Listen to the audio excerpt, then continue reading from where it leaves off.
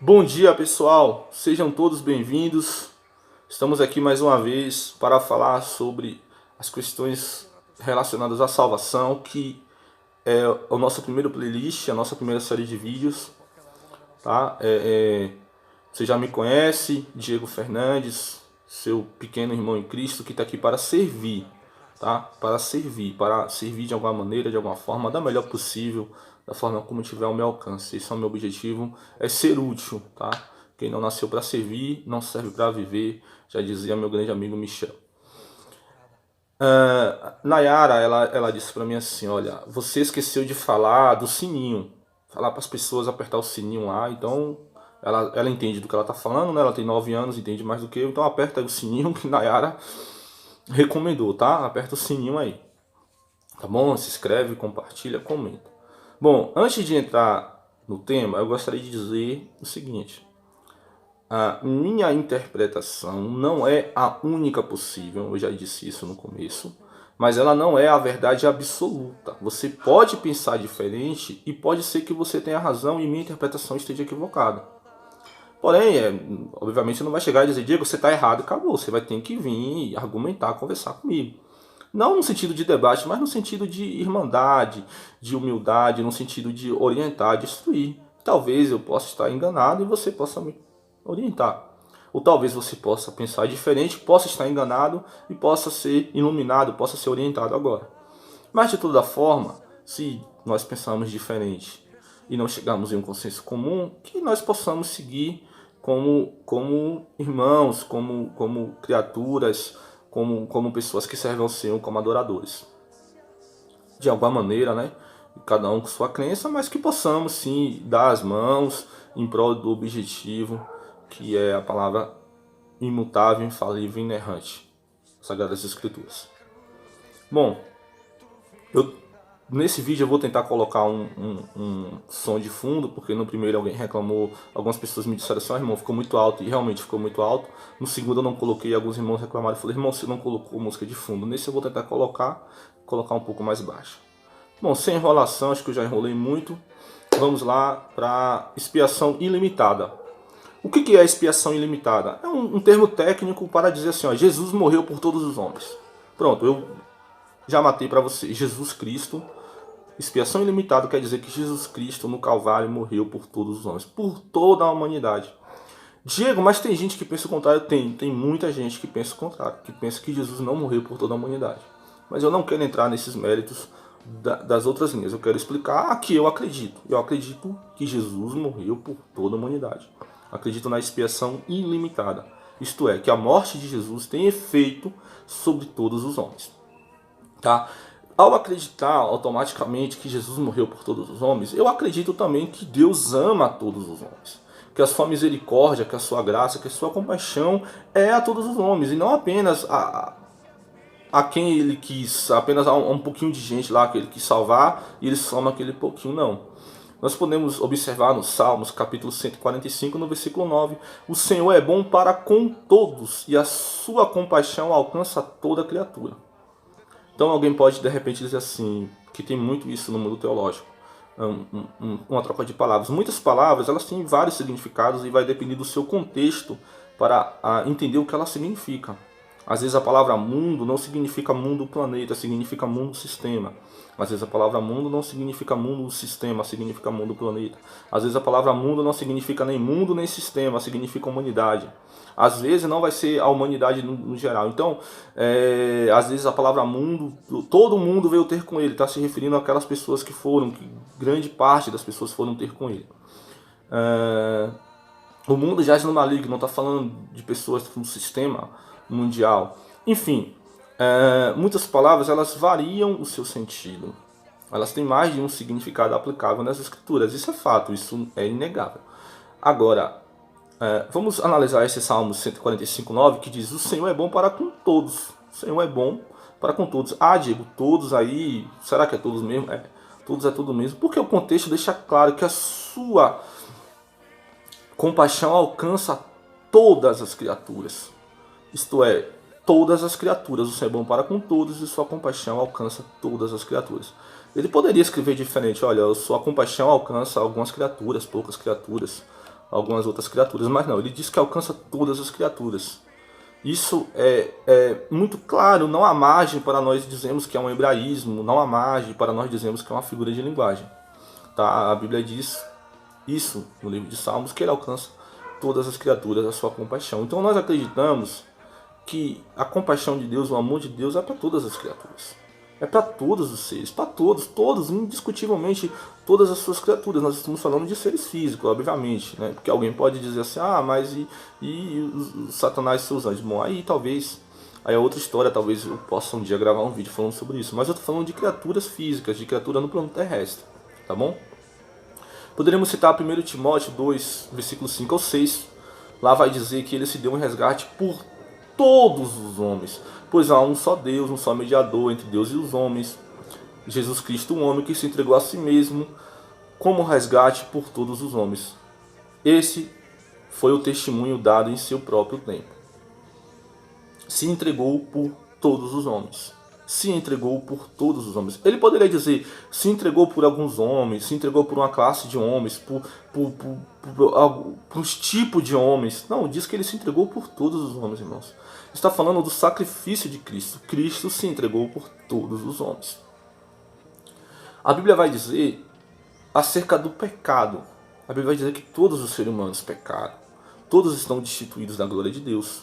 Mas vai dizer também que ao mesmo tempo, esse mesmo todos, também ele pode usufruir dos efeitos salvíficos da morte de Cristo. Romanos 3, 23, tão conhecido texto, pois todos pecaram e destituídos estão da glória de Deus, sendo justificados gratuitamente por sua graça, por meio da redenção que há em Cristo.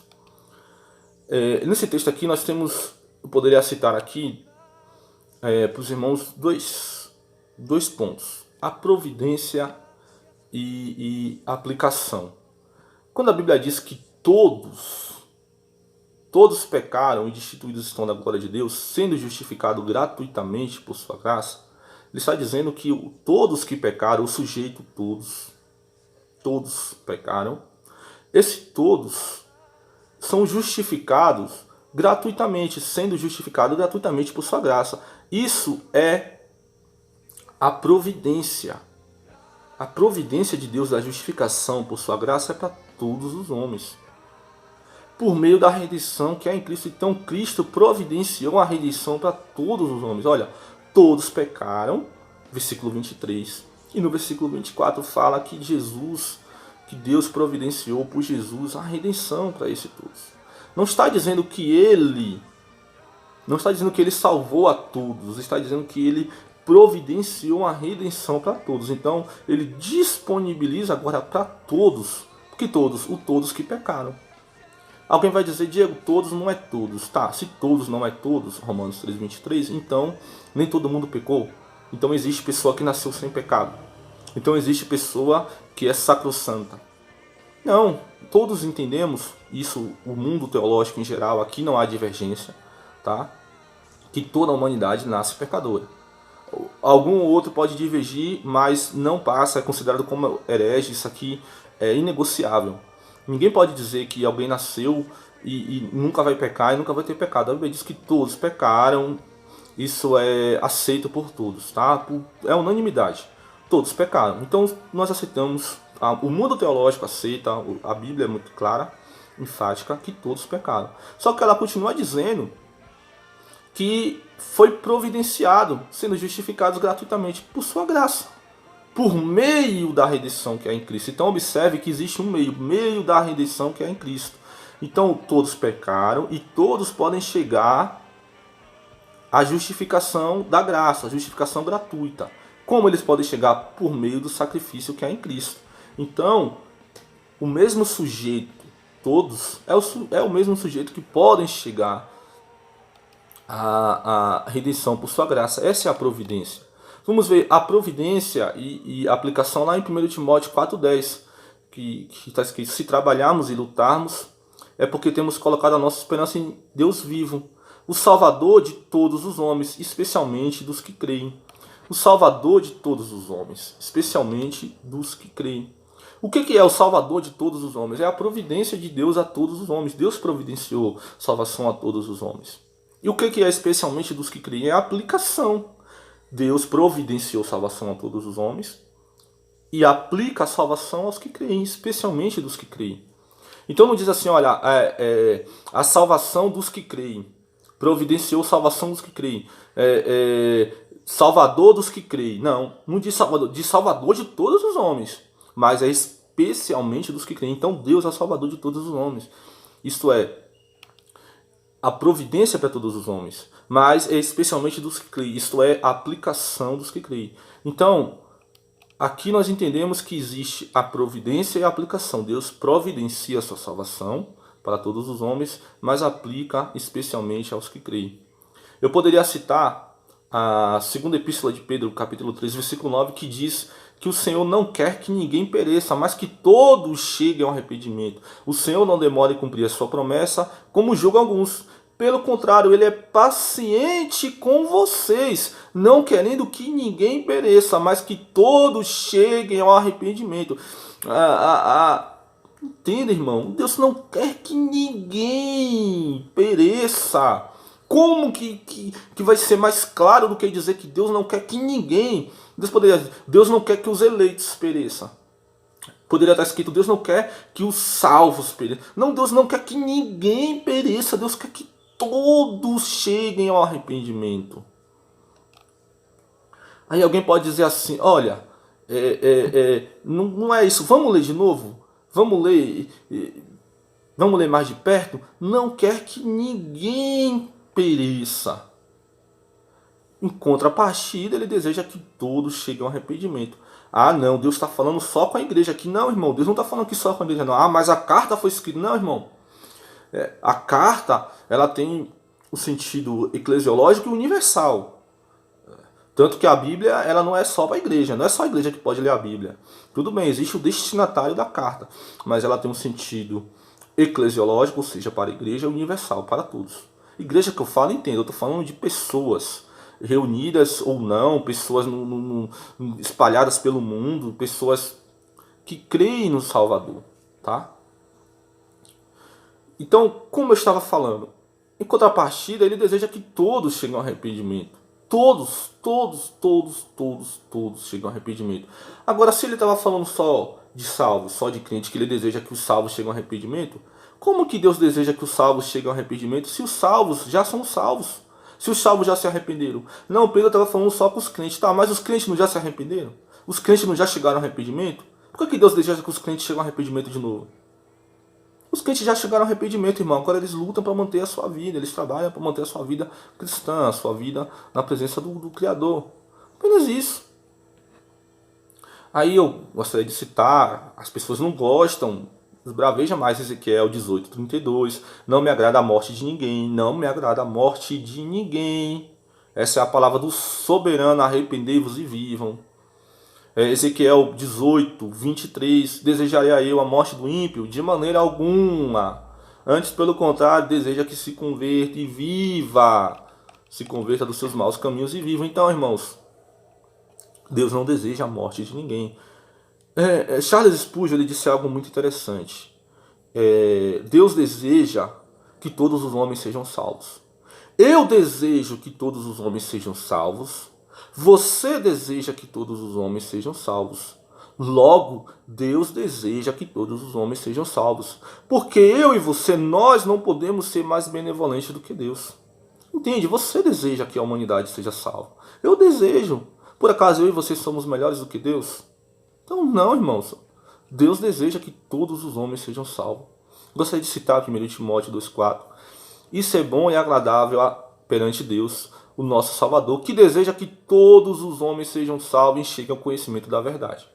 Aí alguém vai dizer assim, não, Diego, Deus deseja que os salvos cheguem ao conhecimento da verdade, que os crentes cheguem ao conhecimento, que a igreja, que as pessoas que servem a Deus. Não. Os crentes, os salvos, as pessoas que servem a Deus, eles já chegaram ao conhecimento da verdade. Quem precisa chegar ao conhecimento da verdade? O ímpio, o que ainda não é salvo, o que ainda não está com Cristo, o que ainda não chegou ao conhecimento. Esse precisa. Deus deseja que ele chegue, Deus anseia que ele chegue, Deus quer que ele chegue. Por isso ele nos manda pregar o evangelho, ensinar o evangelho.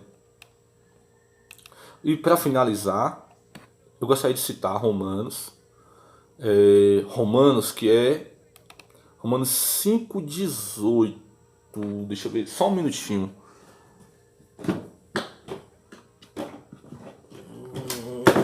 Só um minutinho, peço perdão, tá? Esse aqui eu vou ter que ler. Essa aqui é o Novo Testamento grego. Na verdade, interlinear analítico de Altair José, eu recomendo, tá? Paulo Sérgio Gomes e Altair José. Eu vou pegar aqui, que eu não me recordo. Esse texto eu não vou saber citar. Peço perdão. Romanos 5,18, se não me engano. Se não falhar a minha memória. Mas é um texto interessante, importante, poderia finalizar, mas eu julgo ser um texto importante para a questão, de fundamental importância e que vale a pena você conferir na sua Bíblia aí, tá? Provavelmente eu vou colocar um letreiro aí, eu vou me esforçar para isso. Eu sou péssimo com edição, vocês já perceberam. Eu sou péssimo em apresentação, vocês já perceberam. Mas vamos tentar trazer um conteúdo bom. Romanos 5,18, 5,16, 5,17, 5,18. Eu vou ler aqui Romanos 5,18.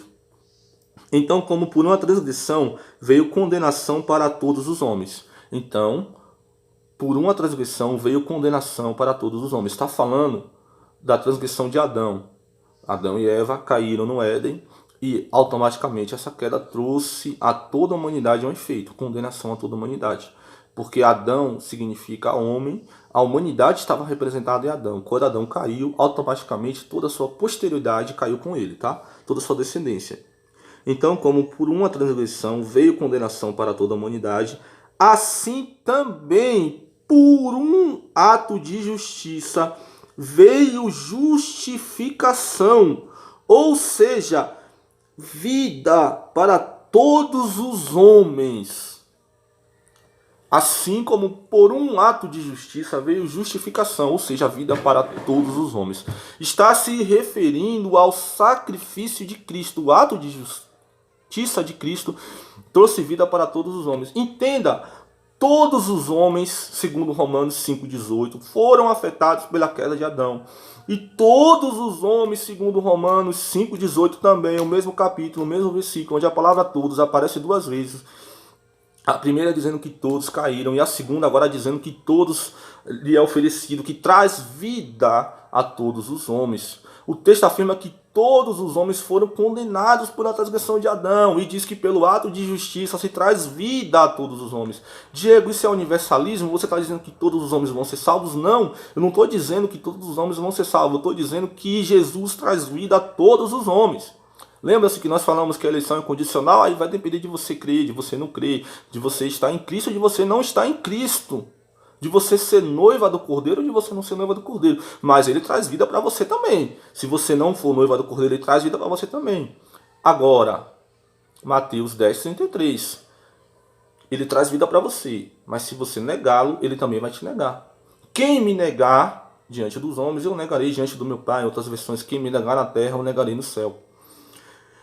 Entenda, se você negar Jesus, é porque ele te foi oferecido. Ninguém nega aquilo que não lhe é dado. Ah, eu neguei uma coisa que ninguém me deu. Eu neguei. Negou o quê? Ah, neguei uma coisa que ninguém me deu. Você só nega o que te deram. Ah, me deram dinheiro, eu neguei.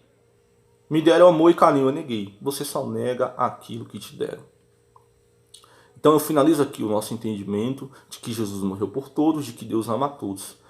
Eu estou sendo bem simples, queridos, de forma que seja didática para todas as pessoas, para aqueles que não estão familiarizados com a teologia, com os termos técnicos, porque termo técnico é para você usar com teólogo. Eu quero falar com pessoas que não estão familiarizadas, ou até com teólogos também, mas eu quero ser simples, de forma compreensível e objetiva. Deus abençoe a todos, tá? Amanhã teremos mais vídeo, talvez hoje ainda, eu não sei. Mas nós teremos mais vídeos aí. Fica à vontade para dar sua opinião. Eu só não quero debater. Esse canal não é para debater. Mas fica à vontade de dar sua opinião. Eu acho que não é isso. Eu acho que é aquilo. Fica à vontade. Deus abençoe a todos.